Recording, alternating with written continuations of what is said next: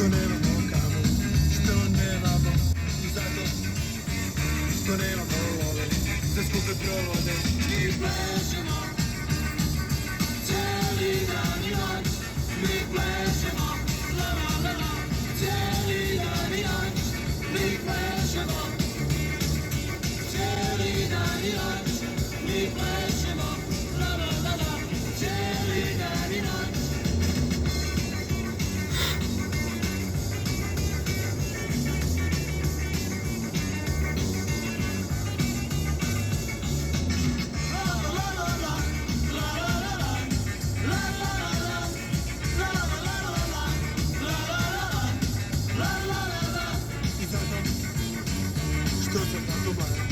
Što sam tako mlad i zato što nemam uskalo drugačije i zato što nemamo kamer, što nemamo i zato što nemamo love za skupe provode. Mi plešemo cijeli dan i noć, mi plešemo la la la la, cijeli dan i noć, mi plešemo.